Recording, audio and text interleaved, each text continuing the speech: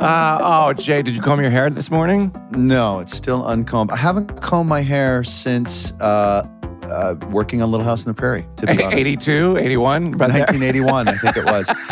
Wow. And I'm wearing a hat because you told me that my hair was bad, and I got a haircut, and I didn't want to show you what it was I didn't yet. say it was bad. I said it was under product. Oh, product very did. good. Well, you know what's not bad?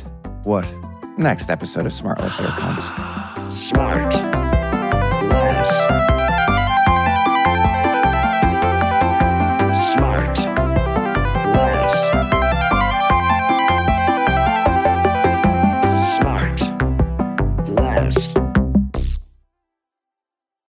Are you feeling better today, Jason? Look at him. Not really. Oh. The doctor figured, since I had COVID, Sure. and then so the immunity system, whatever You're still seeing Dr. Figured? Yeah.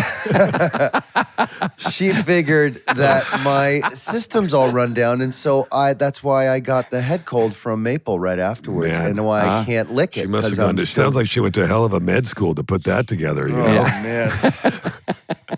Yet she can't give me anything to fix it. What about wow, but maybe it's because you finally calmed down for a sec. Like you were so busy, and now it's like, whew, yeah, right. That could be it. And I do like to do nothing. So yeah. It suits you. Yeah. You'll feel better tomorrow. You feel a little better today, yeah? You sound like shit. Yeah, how do I shouldn't be doing But you this look record, great. You right? always look great. No, you look great. Yeah. I mean, thank God you had all that surgery, right? All that surgery covers up. You did all that face work. Yeah, this is a great time It's for me really to be settled. healing. Your face is really settled, dude. I wanted to say that the other day. Do I still look surprised? Yeah. I think I had them. I stitched the eyebrows up too high. What do you take, Jade? What do you take when you feel like that? Yesterday you took Theraflu. I used to take that all the time, and then they discontinued it. No, I got a black market. Oh, you did? I do. I take one of those Sudafeds with all. Everybody's like, "Well, this got all the heavy duty shit." I'm like, "Yeah, I want the fucking thing that gets me all." Yeah, you have to ask for it behind the thing, right? They gotta fucking unlock it. Are you sure you want? I'm like, look, I'm not making meth in my bathtub, man. I'm just trying to get through today. Right. But does it knock you out and make you all sleep? I guess that's not. No, bad it gets you all Speed. jazzed up, and then you crash and you feel like shit. I don't know, man. But you kind of get through the day. But it's like a shot of prednisone or something. What'd you guys do last night? Oh, last night we went and put the lights up on a tree at our friend's house. With Just the a very kids. random tree? Just a random. I go around the neighborhoods and. Hey, have you ever? You know what I said to Maple the other day? She said, you hear all these Christmas because I always have the Christmas music on in the car from Thanksgiving forward. It's all I love day, that. every day. I love that. And she's like, what about where do they do Christmas caroling in the world? And I said, well, just in everyone's neighborhood. I said, you should do that with your friends. You should just start walking around some neighborhood, and you just stop on the sidewalk in front of someone's house, and you just start singing, and the people inside kind of hear it, and they come to the door or the window, and they look, and they're charmed, and they're warmed, and it's that spirit. And she's like, oh, I'm going to do that. So I think she's going to do that next year. It's too late now to learn the songs and everything. What does it mean learn the songs? They can read them off the book. They can, everybody's She holding knows them we there. wish you a Merry Christmas, all that kind of stuff. Remember, Do all Sean, that you used to stuff. do that at your house. You used to sit behind the piano. Fucking JB, I would love to see your face if a bunch of people came singing out your door. You'd be like, get the hell out of here. What the fuck? I'd get out my BB gun. Yeah. I'm trying to watch Jen Psaki right now. What are you doing? You're interrupting Rachel Maddow. I paused MSNBC for this bullshit. What's going on? I tell you can sing. This is look at the segue. Look at the I tell you who segue. can make a lot of music that people would give anything to see them outside their door, including me. I would give almost anything. Do they make beautiful music? Our guests today are two musicians who helped. They really changed the direction of music, in my view, and I'm not alone in that. One is a songwriter whose work showed that songs could be everything from melodic to abrasive to emotionally direct, and the other is a guitarist whose approaches can be only described as textured and full of tension and restraint. Never heard you say textured. I know Not I'm once. so excited. I'm 54 years buzzing a little now. bit. Yeah. I'm just together. These guys, they created a band whose influence could be heard across decades of music, shaping getting and nervous. influencing artists from Nirvana to Radiohead. Jason's just to fucked up. every sort of. I think everybody who came after them had to be influenced by them. Certainly, their music has just been. Their legend has grown since the moment they started making music.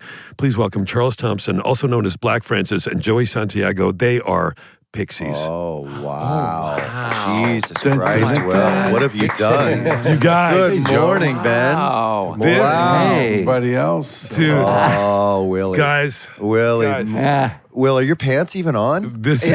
I hope that's okay. They weren't supposed to know, man. Heck, Will's sitting on plastic. This is Gentlemen, just- Joey, I is heard you cool. sipping your coffee or tea or whatever you've got going. Oh, both of you. Charles, you got one going too. It's fresh. Where are we? First of all, where are we finding you guys today? Let's just start there. Where we are now. I'm in Los Angeles. Beautiful. Hey, Joe. Did you get home okay? Yeah. Oh no. Oh, wow. Tell us what happened. I mean, because I'm not in Los Angeles. I'm in I'm in Northampton, Massachusetts. But I don't know. I feel like I just got home like last night, but really, I guess we ended a couple weeks ago. But it took me a couple weeks to get home. And You walked. So now, Joey, I just haven't talked to him since the last time we were. Wait, you guys haven't Honolulu. talked since you were like what, doing a show or something? Were you guys on tour? Exactly. Like we were in Honolulu. We were like, all right, see you later. All right, see you. Honolulu. Well done. And so I was like, oh, hey, Joe, where are you? Did you go home? I went home. I mean, I but went it took me home. 2 weeks to get here. Anyway, I'm sorry. No, to be I like this. No, I like it. self-centered This is- here and having a offshoot conversation already here. Sorry. No, Charles, you have to know that you heard us catching up. This is where we catch up with each Yeah. other Yeah, too. exactly. So- Do your housekeeping right now. We'll wait. Yeah. Let's get into some admin. Joe, how did you got home okay? Yeah, thank God. Yeah. I mean, nonstop. If I would have stopped, it would have been the Pacific Ocean. Yeah, somewhere. exactly. Yeah. All right. What good. about, well, it's an 11-hour flight over there to Massachusetts, though, right?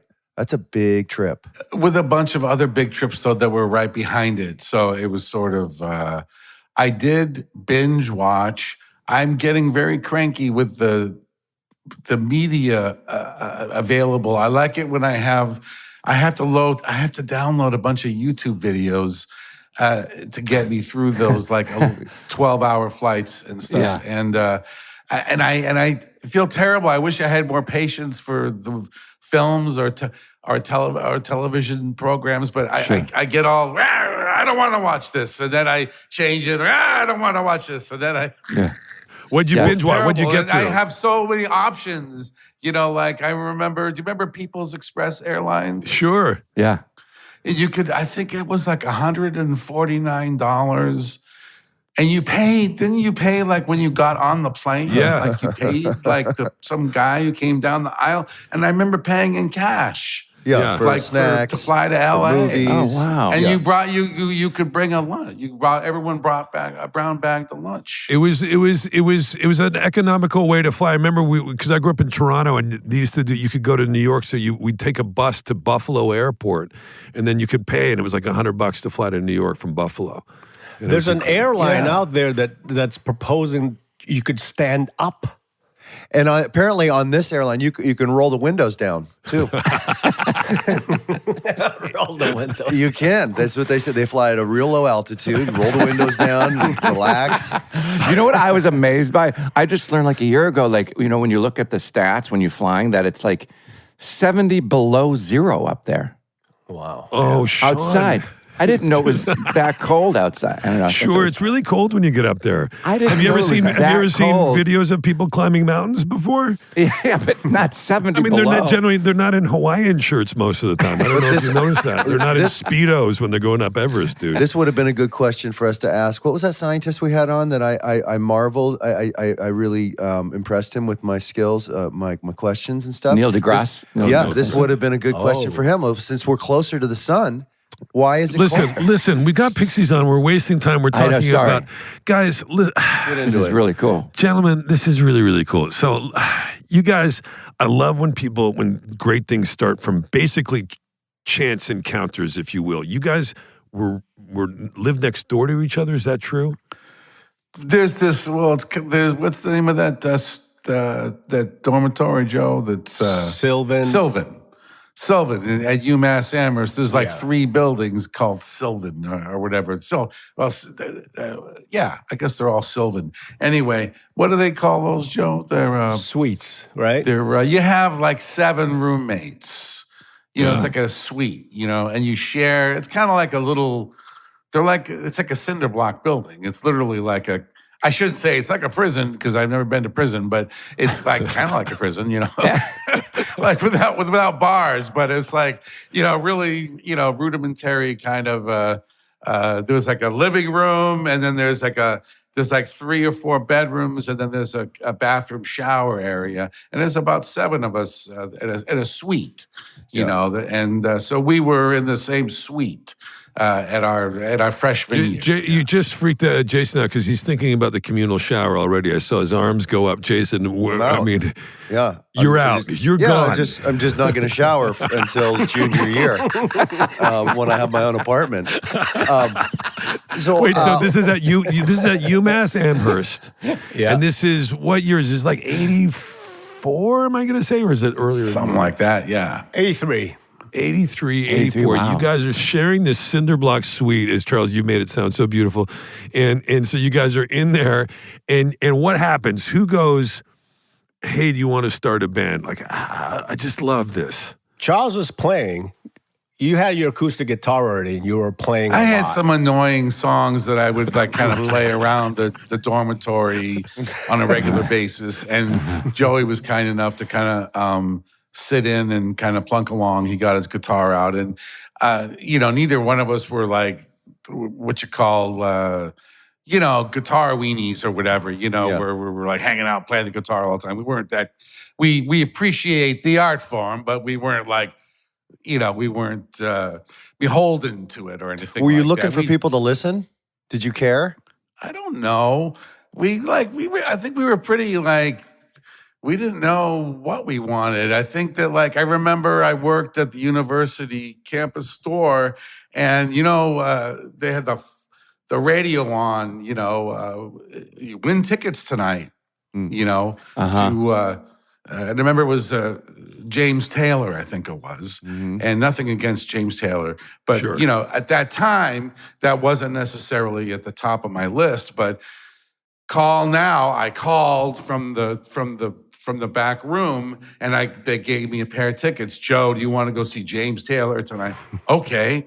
You know, it was all kind of like nothing to do. It was like, okay, let's do that. And like even when we started being a band, dealing with like record company types, they would make a suggestion and we would say like, okay, you know, because we didn't really Agreeable. know how anything worked. And so it was all good. It was like, it was action. It was something that was going to happen, you know? Yeah. So anyway, I kind of lost my point there. But No. You're right on point. And I was going to say, so you guys, you're there, you're playing, for lack of a better term, jamming, as dumb as that sounds. well, Yeah, But you are, and thank you, Jason. And so that you Texture guys, jamming. you're making stuff, and then you guys, I'm going to kind of jump a little bit. You make what's known as the purple tapes, right? It was sort of like, it was kind of like a demo, but not really, if I'm kind of right. It was like the first time you recorded. My question is, what was the first time that you guys said, all right, we're kind of making let's write a song, or did you kind of just by mistake write a song, or did you go out to make these songs? Like, how did that happen? I love the idea of like, we're kind of aligned, and I got we an got idea. separated a little bit because he was back in Amherst, and then I went to San Juan, Puerto Rico I was supposed to go for the year, but about halfway through, I hadn't even gone to a class. And I wrote him a letter. Like, do you remember, like, we used to write letters? Like, I forgot that we used to write letters, but I think I wrote Joe a letter saying, let's meet in Boston and we'll start the band finally. And he wrote back and said, okay, we'll see you in January. You know what I mean? Like, By the way, I don't even know Charles, how we hooked I found up. the Like, letter. We didn't have phones or anything. Wait, Joe, what happened? I found the letter. No way. Oh, recently you found the letter? My wife wanted to go, or my girlfriend, newly married, but she wanted to go over my trunk at my at the house that I grew up in. I go, there's nothing in there. And then we went in, and it's like, fuck, the letter's in here. That's fucking rad. That's cool. And so Joe, you get this letter from Charles, and you're like, what? It kind of gets. You're like, okay, cool. Like, you start thinking about this. It was goading me to drop out. Yeah. Well, what were you guys studying in school? Like was there a path that you guys had to kind of derail to pursue the band? I was dream? undeclared until the last moment. Yeah. There was this a spoof on April 1st that the people, the undeclared, were going to go to some war in Grenada or something. And I go, I remember shit, that. I got to find a fucking major. Or you're going to have to serve in Grenada. Yeah, so I just picked economics just to get out, out of the war. But it was a spoof, you know. What about you, Charles? I was trying to remember what happened when they did that spoof. That's the same thing. They caused us to think about the bigger questions because it was the college newspaper there, right? And UMass called the collegiate, whatever the fuck it was called. But it was, and it was an April Fool's, and then it was like, there's going to be a draft. Fuck. It's going to be a draft. You know, you believed it for like a good, I love that the paper knew how dumb and pliable the student body was. Yeah, man. But I was like thinking about Canada and stuff, and we would have welcomed you. Like, just right. I mean, I didn't care about like having to quit school. I think we were both like looking for like reasons to drop out of school because school was like it was okay, but I don't know. It didn't kind of ring the bell quite.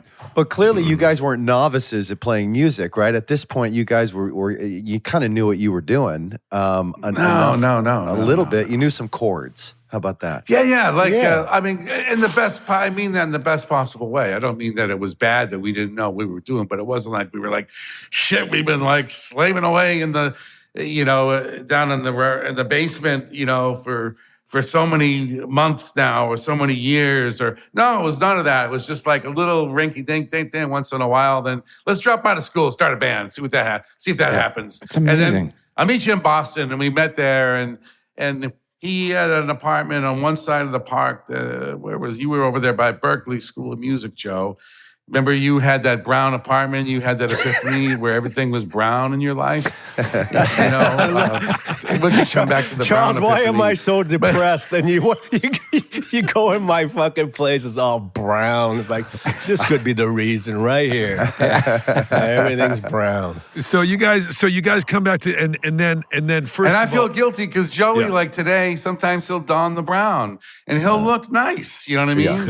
And I'll say, shit, Joey looks nice and he's wearing brown. And I gave him shit about everything being brown. And I was frowning on the brown, but there was nothing wrong with it. It was like he had it together. Brown does get a very bad rap. I don't think it's fair. But anyway, he lived in this brown apartment and I lived in some other apartment like across the park. And we used to, we used to go to it was kind of naive, we used to go to the club called the Ratskeller in Kenmore Square, which is no longer there. But it's an old venue because I believe my parents used to hang out there when they were teenagers.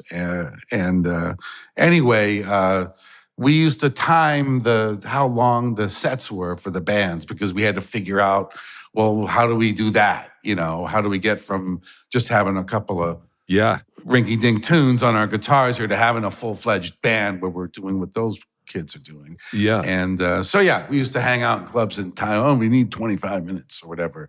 And we need to, who do we got to talk to? And it takes a while to figure out, you got to send a letter to that person. You got to send it's to the sound man's girlfriend, Maria. She's the one you have to get the tape to. Here's the tape. This is process of getting the tape to the right fucking person. And then finally getting the Monday night and then the Tuesday night. And then I suppose it's the same thing with comedy or anything, Was there a particular night that you had at the club that that really caught on. You could feel the audience was like, "Oh, these guys are rad. Yeah. I'm gonna sign up to come see them wherever they play next." Did you know that you Like had you an started to have a audience? following. Yeah, following was kind of developing. Yeah, I'll tell you when I knew we had something going. yeah. Remember we were practicing at your apartment there in Fenway, and we heard a door knocking. The door knocked. Yeah. And go, shit, we're too loud. You know, they're gonna. It was the maintenance guy. Yeah. And and we answered the door, and he goes, "Oh, I just wanted to tell you guys are sounding good." Yeah. Yeah. That's fucking rad. That's great. Yeah. Yeah. And this is a place right near Fenway? Yeah. You live in the Fenway at the time. In the Fenway, yeah. Yeah. And that's where we had our first real rehearsal space was somewhere else, but we eventually ended up with a place with a sewer cap in it. And 'cause it was down in the basement, and there was a bunch of bands down there, and it was very expensive even then. You know, it was like fucking $500 a month for like a little windowless room with a sewer cap in it. And then when it rained, there were all these like bugs suddenly like flying in the space, and it smelled like shit. And it was just a god awful place, but that's like the best that we could get. Those are two opportunities where Jason would have quit the band with a shower and then the sewage space And the rehearsal space. and the Happy to rehearsal space. produce. I'll see you guys at the mixing studio. But wait a second, were you guys? See you at the Hollywood Bowl. When did you guys become Pixies? What was the kind of the moment you guys became? How did the name come up, and what was the moment like? Okay, now we're Pixies. Well, I suppose it would have been our second show officially, because the first show we were listed as the Pixies. And so officially we were the Pixies in our first engagement. And then the second was a engagement, typo? they got the spelling right. Typo. We were Yeah. The Pixies. And but I suppose Joey picked the name of the band. He was saddled with that responsibility or took it upon himself. And you had a dictionary, right, Joe? Yeah. I'm using a dictionary right now to hold up my computer, but I believe you were in the P's, and there were a lot way. of P names. Wait, is that you true? just Wait, threw a Joey, is dart? that- It just looked good, you know. It had an X in the middle. Yeah. and That's funny. And That's really funny. Also, the what's the definition? Mischievous little elf. I love that. So that's good. That's a good one. That's what I'll start calling you, Willie. Thanks, Okay. man. Yeah, you're my little pixie. Get over here. And we will be right back. And now back to the show. So you guys are playing, you're practicing, and you were open when you guys. Sorry to go back to Purple Tapes, but that was kind of your first recording. You guys were you opening for other bands? Were you guys opening? Where did I read a long time? Were you opening for Throwing Muses or something? Is that right? Do I have any of that right? Yeah, we did. Sure, yeah. We used to open up for them. Great because band. they were a little further along than we were with all of the showbiz, you know. So I think they had a record out and they had a manager and stuff. But that's how we got hooked up with them and some of their people, you know, some of their crew and some of their manager. We had the same manager for a while, but the same producer for a little while. But I suppose that was, if there was any camaraderie, that would be the one band that was the if we had any camaraderie. There wasn't a lot of camaraderie. In Boston for us, I think I don't mean in a negative way even. I just mean that we didn't bother with that. It seemed very clear and apparent to us that we had to get out of Dodge in order for it to mean anything significant. You know, we had to, because you know those bands that come through that are from other places. You know, you see them come through. There was this Australian band. What are they called? Celibate Rifles. I remember the Celibate Rifles used to come through, and they would draw 50 people or whatever every time they played at the Rathskeller. But it was like, wow, I don't know. They figured out how to get all the way here from Sydney or wherever they're from, and they're playing a show. And I don't know. It seems pretty fun to me. Like, so how do we get on that thing that they're doing? You know, and of course, you know, it's not that glamorous, but it doesn't have to be glamorous when you're 20 years old. It's like you want to travel or meet people or whatever. You know. I think that there's also that thing of like maybe you're from the place and you want to kind of be. There's something mysterious about a band that's coming from somewhere else. Like you want to be from somewhere else. I don't know if that figures into it either, like to just sort of like add to the mystique. Is that part of it, or am I reading that wrong? Well, I suppose, but Joey and I both probably had this. We're the same exact age, and we both have the same. He's originally from the Philippines, and I'm originally from Massachusetts. But we both have the same kind of level of Beatle knowledge and sort of Beatle sort of brainwashing or whatever. You know what I mean? And other stuff from the 60s and 70s, but putting, just for the sake of conversation, putting Beatles at the front of that pack. You know, so by the time we met up when we were 17 or 18, it was like, oh, you like the Beatles? I like the Beatles. Yeah. You know, it's kind of like we have that if you love the Beatles, then you have some affection for that lore, right? For the Liverpool thing and the little club, and when they went and played the strip clubs in Hamburg and blah blah blah blah, the Star Club and all of the history and all of that. You know, even if you've never been there, you have a lot of romantic feelings about those histories, you know? And so when you finally get to go on tour and then you're there and you're playing in those clubs in those same cities, you're kind of like going, this is what it was like. And this is what it's like to record at the BBC radio studios or whatever the experience is. Sometimes it matches right up with your heroes. It'll be the same building, you know what I mean? The same stage or whatever. And so that's satisfying, you know, to be out on the map somewhere far from where you're from and be like, yep, but I'm doing the same thing that, you know, that the Fab Four did. You know, it's as corny as that, you know, but that's the way it is. Was there a band that was really doing it when you guys got started that you kind of had your eye on and said, boy, if we could kind of go in that direction, we'd have something. That's where we want to go. Well, they were doing it and sort of tonally that you liked, that you were like, oh, this is kind of. Was there any of that sort of influence-wise at that time? I don't know, Joe. What did you think? I'm trying to think. Did we talk about that kind of stuff? I like the Zulus. I remember the Zulus. I don't know that. They had something, you know, just wild guitar, wild vocalist. Yeah. I kind of want to jump to, so you guys are doing this stuff, and you put this stuff together, and you do, the Purple Tapes becomes basically Come On Pilgrim. Is that sort of right? But then your first real full-length record is Surfer Rosa. That's 1988, and that's kind of your introduction on a bigger scale to you guys to the world, and it's meant with a ton of critical acclaim. Like this puts you guys front and center in what's going on. I'll tell you something, man. Knowing that you guys were coming on, I have three sons. My 15-year-old son is really into music, and we've been listening to you guys a lot the last couple of days, like in the car and stuff. And I keep going, oh man, we're gonna have these guys on the podcast.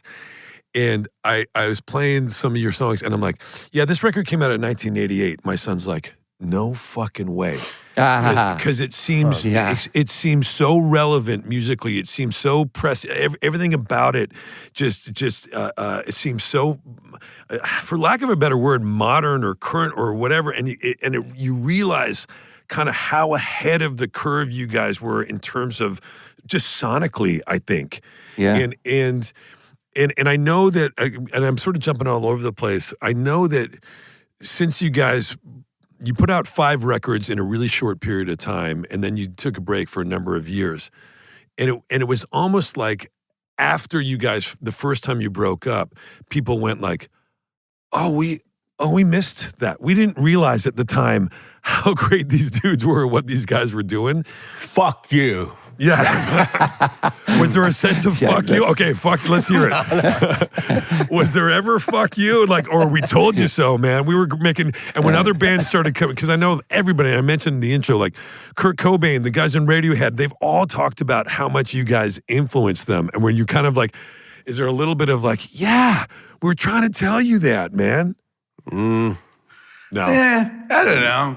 I don't know if we take it all that seriously, you know. It's I mean, we take it seriously in the sense that we thoroughly enjoy it. You know what I mean? Yeah. We Yeah, thoroughly good. enjoy the whole routine, the whole whatever it is you got to do. You know what I mean? You know, play a show or you know, I don't really like doing TV shows, but you know, like you got to do that sometimes. You know, go record a record and kind of, you know, you're in a friendly way competing with some other people maybe that are, I guess, contemporaries or whatever, you know. Plus competing with your heroes and everything, you know.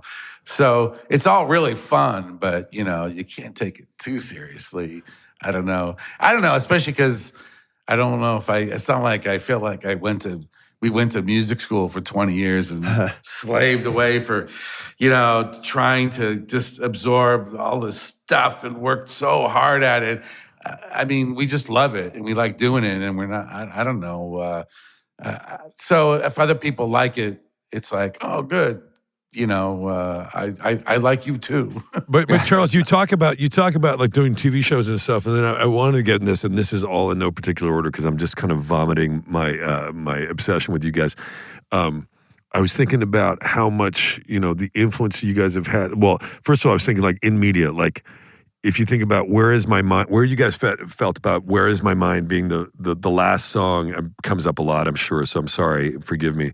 On it, you know, it plays over the very end of Fight Club when and then the kind of the world is falling apart, and that was, I think, for a lot of like a new generation, like an introduction to you guys. Everybody was like, holy shit. And when you see a song that you wrote, and I don't know, I'd like to know where your mind was when you wrote that compared to what it's been applied to, because now it's sort of represented in a different way, sort of the end of the world and stuff. What is that sort of that gap between where it was when it started and when you wrote it and what it ended up sort of symbolizing later because of its use in the movie?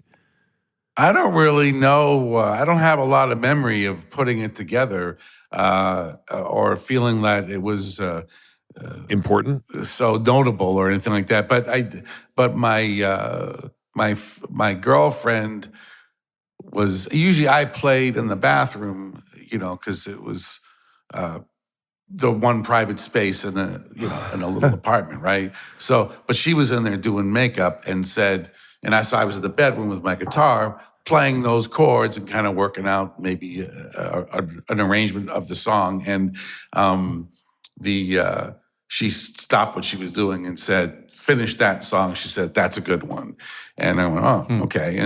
But that's the only memory I have of it, That's really. cool. It just, I guess when I go back and I analyze it, it just sounds like a silly little folk song or something, you know, that, you know, that I would have learned how to do stuff like that when I was when I was in about third or fourth grade. I used to hang out with a lot of hippie kind of folk music types in Newton, Massachusetts. And they schooled us in a lot of sing-along-y things that were kind of cool, actually, in retrospect, including Woody Guthrie and all that stuff, you know. But so to me, Where Is My Mind kind of just fits in with that, you know, here we go, third verse, same as the first verse. Here we go, everybody. You know, it's not even a sensical song or anything. It's just like some delightful words to trip over, you know, while you're kind of skipping through a melody, and you know, I know. Well, that's nice, but that's interesting because we all have. I mean, I have had so many experiences listening to that song myself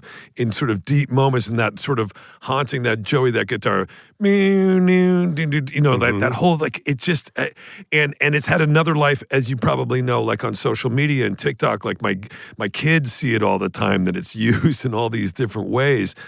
And it's, again, Charles, I mean, I know it's so funny to hear you that, like, yeah, you're just kind of coming up with it in a moment. And then it goes on to have this other application. It must be kind of trippy. Like, Joey, when you hear that guitar riff, it must come up sometimes. You hear it. And do you remember recording it when you guys recorded it? Do you remember that day or thinking like, this is cool? I do remember it. I remember you showed us the song at your apartment. We had some Vietnamese food. And then that was that part came right away. And it was like, I'm done. That's what I said. Basically, I'm done. Because I wanted to do that little Chuck Berry thing, but I didn't do the double note, the did it. So I just want to fit that in and go, Yeah. it's good. Well, does it matter more or less for a song to have a long life of, like, would you rather a song be super duper memorable because of its tune, because of its melody, or because of the words that it says? Like, Charles, you were saying, it's like, it's just like a couple of chords here and some words that you might, like what is more important to you of the staying power of a song, the melody or the words, that what you're trying to say, does it matter? I mean, both work, right? I mean, because you have people that feel very warm or poignant or whatever about a particular lyric or whatever, or the meaning of a song. But then a lot of times it's just sounds and combinations of sounds and chords and puts you in a space. Things that give you the chills or the goosebumps and I don't know. I mean, I don't think half of our audience is like doesn't speak English, so they speak rock English, you know what I mean? So I suppose they can connect to it a little bit. Yeah, but, that's a good point. there's a lot of other stuff mixed in with it, I suppose, so I don't want to put too much. It's nice when words can be good, but, when someone can declare, oh, this is indeed a fine libretto, but at the end of the day, it's a rock music context. So it's like there's a lot of, there's a lot of other kind of elements that are kind of coming to the party also. You know what I mean? Where's the most surprising place you have found a dedicated fan base?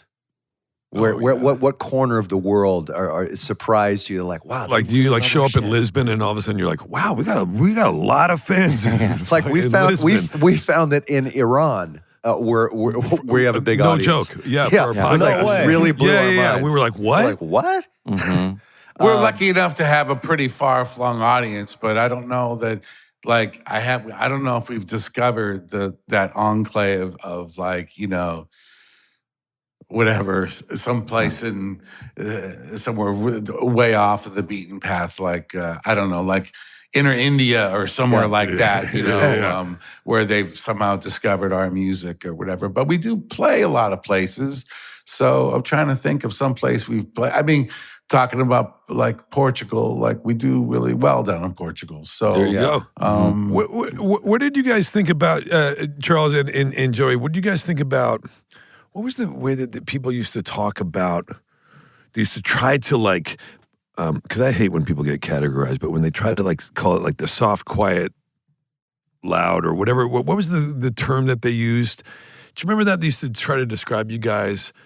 Loud, quiet, loud. Loud, quiet. Yeah, loud, quiet, loud. Yeah. Mm-hmm. And when you heard that, were you like, oh, okay, well, that's just us, like whatever. We certainly didn't invent it, you know. I mean, Tchaikovsky's 1812 Overture had fucking cannons, you know. Mm-hmm. Sean? That's true. That's very true, yeah. Yeah. I mean, go ahead, Sean. I was just going to say something about touring. When you guys still tour, it sounds like a lot. And when you do you see each other before a show, or is the first time you see each other when you're on stage? Like, do you hang out backstage before the show? Yeah. We hang out about an hour before the show. We convene, and there's an espresso machine in our tour manager's office, and we all go there and get an espresso. Oh, that's and good. then we sit down in the dressing room, and then we have like some acoustic guitars there. There's one acoustic guitar, and then I think Dave usually just finds something to tap on, and then we we sing for about a half an hour or 45 minutes and kind of go, oh yeah, that's how we play. And then we go on tour. And then, but yeah, we don't really, we don't live in the same city anymore. So I think I don't know, I don't want to call it that we're lazy, but we've just been doing it for so long that we don't really, it's okay. We're lazy. go over it over and over and over. Do you guys, so I mentioned before, I kind of want to jump back. So you do five records in a short amount of time, ending with Trompe Le Monde, which again, another one of those records that years later, everybody's like, oh man, this record is amazing, and we should have recognized it at the time. And you take a long break. You guys were basically broken up for, I don't know, 10 years 12 or something? years. 12 years. And in that time, you all go off and do different things. Frank, you do. I call you Frank because in that time you were known as Frank Black. You put a bunch of records out as Frank Black. Of course, Teenager of the Year. I didn't know this. Teenager of the Year, by the way, I just want to say, sort of Pixies side note, if I can, Charles. I didn't know that you had actually been named Teenager of the Year in high school. I read that somewhere. Is that true that you were named Teenager of the Year? What's that mean? It's an award that was given at the high school that I graduated from. I don't know why it's given, but I think it's like It's the greatest. it's like thing for the good kid. It's like for the Yeah. good kid that didn't do that much, but like he stayed out of trouble and he seemed nice, and so we got to give him something. And it's like a little, hey, you're the Teenager of the Year, and that's it. I was the class ghost. Wait, is that true? Is that true, Joe? The class No ghost? pictures of me 1 year on the yearbook. I refused to have my picture taken and anything. So I didn't even exist. Joe, what a perfect pairing! You're the class ghost and the Teenager of the Year together. Like it's almost like meant to be, man. It's like written in the fucking stars. And so then you guys have this 12-year hiatus from Pixies, and you get back. Is that what it was? Was it just a hiatus to do other stuff, or was there acrimony and you guys were like, no, fuck this, let's not do it? We broke up. The band was broken up, and we had to go pay our dues, I suppose, because we didn't really pay our dues the first time around. I mean, I'm not saying that it was all super easy, but whatever. It was like every band's got 5 years, as they say, and you do it all in 5 years, and then it all kind of implodes. And then we imploded, and then so we were just whatever treading water for 12 years. And I mean, not treading water, because I know Kim actually had some pretty big success with her Breeders, with her band, the Breeders, and she had a big hit and everything. So. And I mean, I wasn't, I shouldn't, sounds like I'm complaining, but I'm not. But it's not like I was, or we were doing all these amazing projects that were, so successful. Whatever, you just kind of hovering around and kind of staying in it as best as you can for a whole, and plenty of humbling experiences, I suppose, to go along with it. Well, you inspired in that time. Little do you know, I will tell you one more sidebar, Charles, which is years ago. What is it? 2025. So like 14 years ago, I was trying to come up with. I had this idea for this show that became a very little watched show on Netflix called Flake that I wrote, and I was flying over to the UK. And I was just outlining this like dumb idea, and I was like, "What is this thing? What is this thing?" I was gonna meet my partner Chappie, who's a great friend of Jason's, and The best. You have the greatest name in the world. and Mark Chappell, a great writer who wrote. We've written a bunch of stuff together. He wrote "Is This Thing On" with me with Bradley, our new movie. So anyway, so I'm going over there, and I was listening to Teenager of the Year, and I was listening to Freedom Rock. That track, Freedom Rock, and it goes for you guys who don't know, it goes, my name is Chip and I'm different, and I just wrote that lyric down in the thing while I was writing the synopsis with no idea.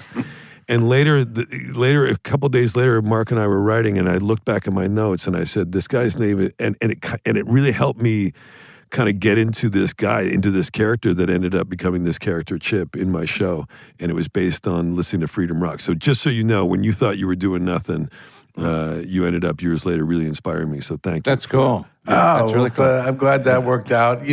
I think it's just if you have any kind of love of language, and it doesn't even have to be I don't know, academic or whatever. It's just the way that, the way you play around with words that you like,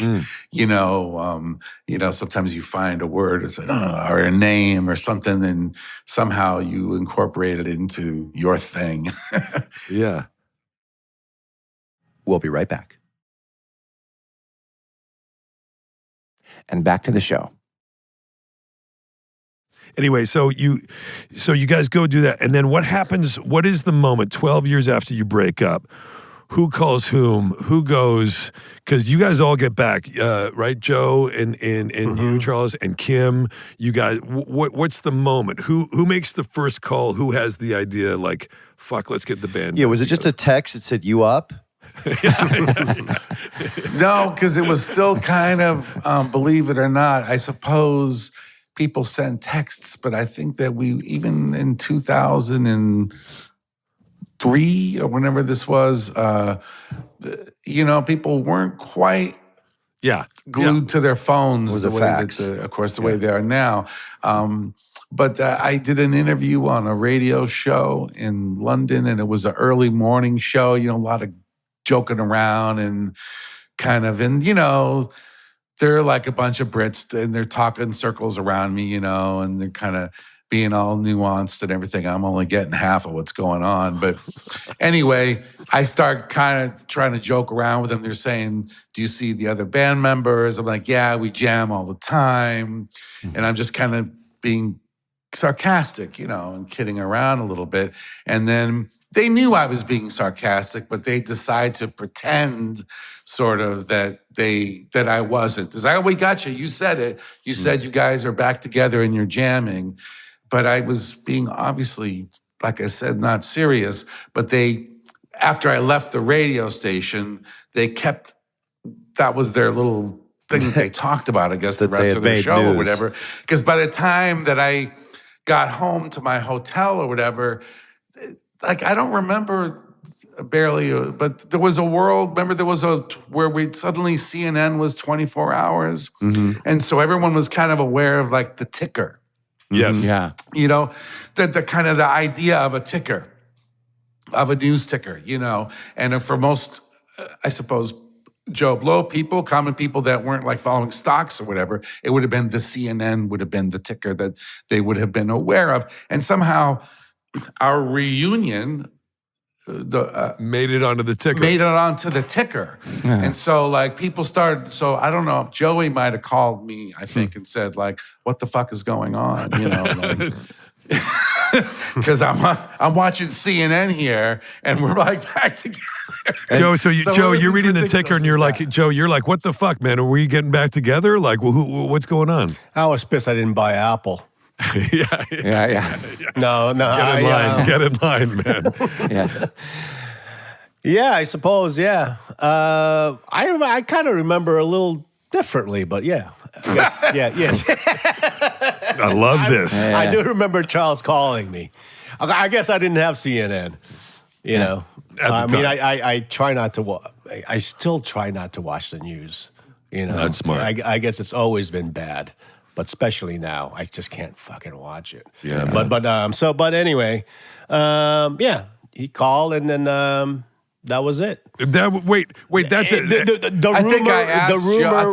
I think Joey agreed to call Kim. I said, would you call Kim and see if she's up for it? And Well, my friend started saying, you guys are getting back together. And it's like, what? And I didn't know. You know, until I got the call from Charles, and then it's like, oh, it is true, you know? Because every 5 years, people would tell me, when are you guys going to get back together? Or there's always this rumor that we're going to be going to Coachella or something. There's always this thing. But Joe, you must have known, like you guys had to have known because you guys were so beloved and so missed that like what happened? Like the touring company or manager, whoever calls and goes like, hey guys, this is great. Like we're stoked. Yeah, but I'm sure that there's still that other element which is much more sort of delicate and nuanced, which is I don't want to be the one to say, hey guys, should we do this? Because the other person on the other end of the line might be like, yeah, no, fuck that. What are you talking about? I'm not getting back together with you. Like someone's got to pull their pants down first. I would imagine that's a real delicate part of any sort of reunion with any band, with any group. Pulling the pants down is certainly a delicate. Like, is there a belt? Is it zippers? Is it a button fly? It's complicated. Yeah. Well, Charles, you were busy, so Kim, Dave, and I got together and to practice the songs. Wow. Together, because you were somewhere else, and then we made a deal. No pun intended. That if this thing's gonna sound like crap with the three of us, we're gonna shake hands and move on. Oh, but wow. It did, I didn't know about this deal. But yeah. Whoa. Well, it's true though. If it was going to work seems out, reasonable enough. Very reasonable. But the first three songs that we went over, we just smiled and go, "Oh my God, it still fucking sounds the same." Because my Marshall has Sharpie marks on it, so all I had to do was like dial it in, and that was that sound, but. More importantly, the quantizing of the groove. I mean, we had it, So That had to be such a rush to hear that the first time. Yeah, no shit. it was almost comical. Yeah. Wow. Yeah. What did you say? The quantizing of the groove? What does that mean? The way the bass and the rhythm, the way it pushes and pulls. You mean the actual combination of your sounds individually together to create one singular just like the nuances of the push and pulls. Yeah, and we had it. Oh, that's great. It's just a. And you had settings on your amplifier that were specific to that Pixie sound that you had to get back to. Yeah. It was Sharpied on there, so I just That's wild. That's cool. It's like a That's recipe. really cool. Yeah. That's awesome. So, by the way, Charles, you go and you get with these guys. You don't realize that until today that they made this deal that they're like, hey, if it doesn't work out, we're not going to do it. No, but I didn't. I suppose I had other concerns or whatever. Okay, so let me just ask you this, because we got a lot to get in, and I got to let you guys go in a minute. What I outlined again, and not at risk of embarrassing you, which I talk about influence on other musicians and artists throughout the years. Is there a moment for each of you that kind of sticks out, like a cool moment that somebody came and said, somebody that you like or somebody whose music you really respond to, who said, hey man, I really like what you guys do. Is there a moment like that? Because I've had moments like that in my career. I think we all have, where somebody who we respect comes and says, like, "Hey, you done good." The biggest damn one, Charles. Come on. Who's that? We were playing at the Orpheum at the time, and then our tour manager says, "Hey, someone wants to come by and after our show and say hello." And he goes, "Oh, like who the fuck is this?" And he goes, "Oh, it's David Bowie." It's like, oh wow, no way. Yeah, that's cool. David Bowie came by and this is the club and then said they like us. I mean, That's he really likes cool. us. That'll give you some fuel for a few years, That was it. right? Yeah. Yeah. There Charles you go. That way, Charles doesn't remember. Charles doesn't remember. No. Definitely, he looms the largest, I suppose. If you in those kinds of terms, in terms of like a musical royalty or whatever. Yeah, for sure. Yeah, Were there, he's but like Charles, the Charles, biggest were there, one. Charles, were there other ones for you, like other sort of like bands who you liked who were like more? I mean, Bowie is like an iconic. It doesn't get big. Well, I remember the first TV show we did was in New York with do you remember there was a late night program hosted by David Sanborn? Oh, yeah. Yeah. And I forget what the name of it was, but he would have on like 4 or 5 different people, and they'd all come on and do a song. They did this jam at the end, which was a little awkward, as I recall. But he had on the Sun Ra Orchestra, and so they were these like old jazz musicians, you know what I mean, who had really kind of been around for a long time and kind of seen it all, and they were so anyway. We did this ridiculous number called Tame, which is the epitome of the loud, quiet, loud dynamic, and it had the and the quiet part, and then in the loud part, right? Anyway, it does get quite loud, and I guess I have a loud voice or whatever, and it's very minimalist in terms of its orchestration and our musical idea. It's very minimalist, but it does get loud and it does get quiet. Anyway, but one of the gentlemen from the Sun Ra Orchestra, I don't know if he was complimenting me, but he just said, boy, you sure can holler like that after the show. And I was just like, yeah. It's like, all right. One of those guys thought I was cool, He was basically saying, good holler, like good utilization of your loud chops or whatever, Mm-hmm. And he didn't quite get it necessarily musically, but he got what we were trying to do. And so I like that validation a lot, from a cat, so to speak, from a jazz cat. Felt really great, Yeah. From somebody who doesn't play the kind of music or that you guys do to sort of acknowledge it in that way. It's got to be someone who's truly paid their dues, shall we say?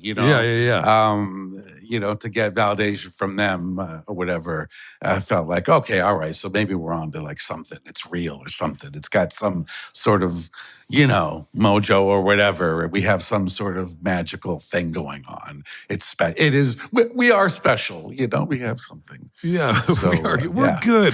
Wait, so now you paid you got to admit now you paid your fucking dues. You guys are 40 years in. Basically, you're doing a 40-year reunion. Not reunion. I shouldn't say that. You guys at all.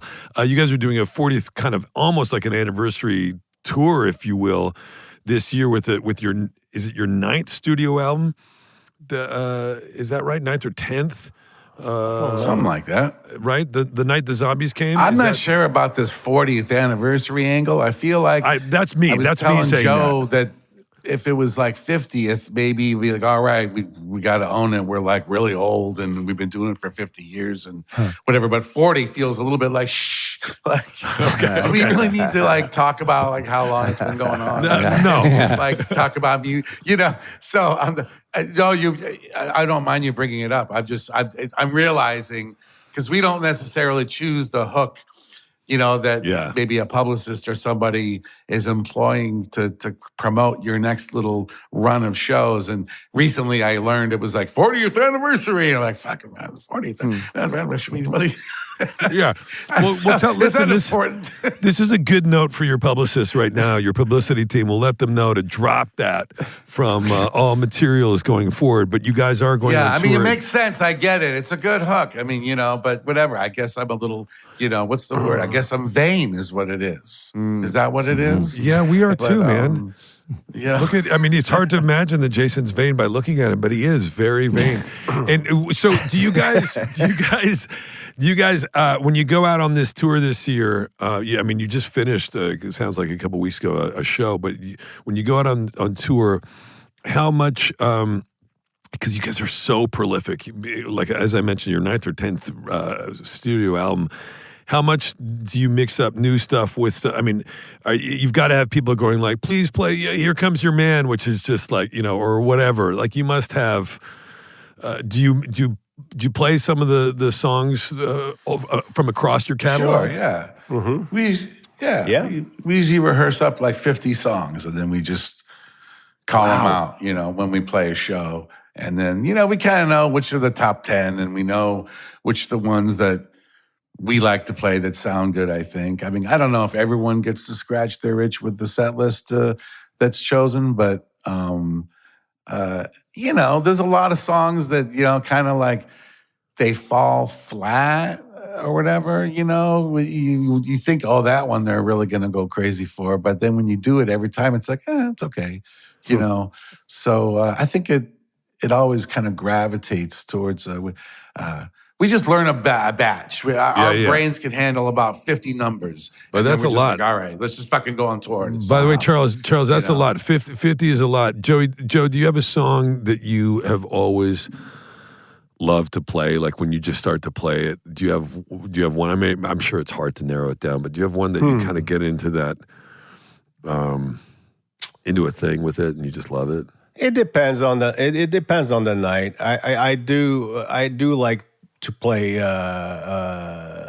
Tame because I feel like a wise ass on it. You know, I think the song has 3 chords the whole time, Charles. And Yeah. I play, and I do one. So you divvy them up. Charles, it must feel good though. After all, I mentioned "Here Comes Your Man." I mean, that was a song that you wrote. That was an early song of yours, and it's still got this. Talk about a song again that's just got this kind of staying power. That still feels just as relevant today as the moment you dreamed it up. That must be kind of gratifying. I have grown to like the song eventually. I think that when we played it in our early repertoire, it was one of the ones that were kind of maybe a bit poppy, that we didn't know if it was too poppy or too kind of nice sounding. But the producer, Gil, that we did a couple or 4 records with, he really liked that one, so it got resurrected from the early repertoire finally to the record that it showed up on, which was Doolittle, our 3rd record. And I believe that the record company that was distributing our record in the USA was, what were they called, Joe? Elektra Records. And they had like all kinds of connections to showbiz. And I remember that was the only time we did some sort of real artsy-fartsy, screw you all, we don't care move, was they wanted us to play that song on what show, Joe, was it? Arsenio Hall. Arsenio Hall. And that felt like too weird to us, to like, oh, that's silly. Like we that's our silly song, or that's our song that's too sweet. And maybe it's all, we don't understand, like it's all going too fast. Like they want us to play in our city hall and we have to do that song. There's no other song we can do. And that's the thing that's going to represent us. And I think now we'd be like, oh, awesome, TV, yeah, you know. But at the time, I think there was a little bit of a concern of there was a little bit of we didn't have a big too cool for school attitude, but you know, a little bit once in a while, you know, you gotta go, we don't do that, you know. We've all been there. So we had that. I feel badly because it wasn't anything against any particular program or whatever. It's just the idea that feels too mainstream and it seems too late. Arsenio's mad at you. Too late. Hey, listen, man. I want to say what I love about that particular song. I will say that it feels like it could have been written any year from sort of 1950 on. There's something about it to me that just kind of cuts across everything. There's something, I don't know, timeless. So I love that song in particular. That's just me. We play it every show. I enjoy playing it now, and I've tried to gradually appreciate whatever it is that people are responding to in it. And it's a nice little doo-doo. It's bouncy. Everyone seems to be in a pretty good mood when we play it. And I don't know, my mood seems to pick up a little bit when we play it. There you go. That's the most important thing. So that's a good sign. That's good, Charles. Listen, guys, we've dominated your time. It's such a thrill, both Charles and Joe, to have you guys here today. Very nice of you guys to join Pixies, us. I mean, Give us you an hour. guys, Thank your you. 9th or 10th studio album, The Night the Zombies Came, is just an absolute testament to your staying power. You guys are on tour this year. Charles, I won't say your 40th reunion tour or anniversary tour at all. I've taken that out. Okay, we're just calling it a victory tour. Your 26th Rebirth. victory tour. But by the way, rebirth. Charles, I think next year, if you don't mind being paid by rubies instead of There you go. currency. Yeah, there you go. 40th anniversary is the ruby. It's the ruby. Is that bartering? Like what?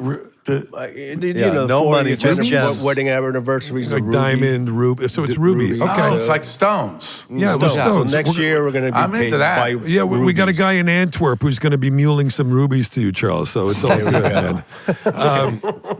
What a thrill, you guys. Unbelievable. Continued success. You brought so much joy and so much just amazing music to people over the years. And I'm such a fan. And I just thank you for your time, honestly. Thank you so Thank much. you for Thanks, all the fellas. kind words, and thank you for having us on. We appreciate it. Thanks for being You here, guys are awesome. All right, Pixies, Take care. everybody. Thank you, guys. Thanks, Bye, guys. gentlemen. Adios. Thank See you. you. Adios. Bye.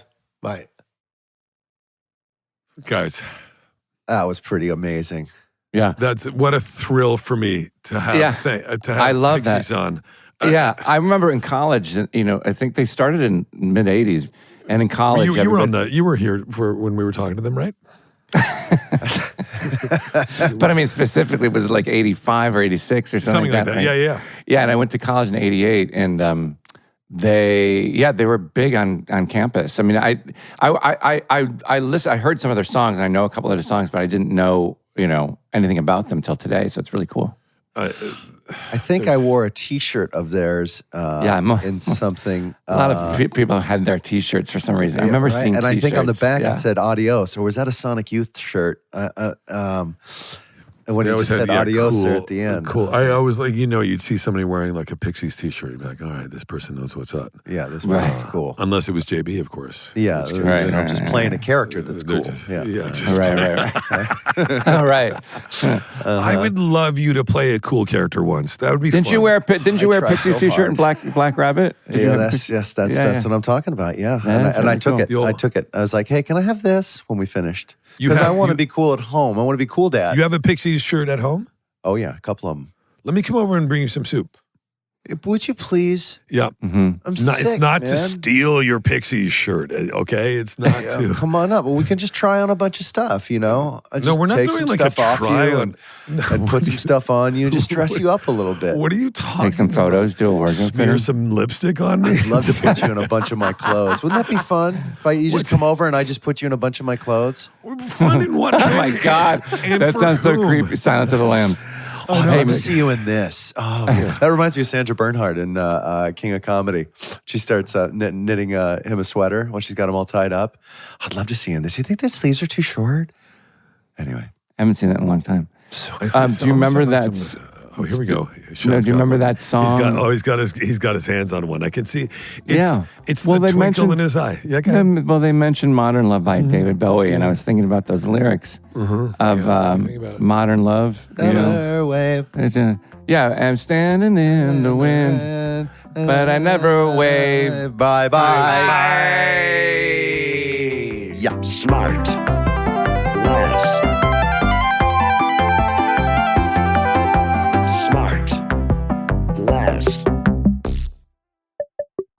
SmartLess is 100% organic and artisanally handcrafted by Michael Grant Terry, Rob Armjarv, and Bennett Barbago. SmartLess.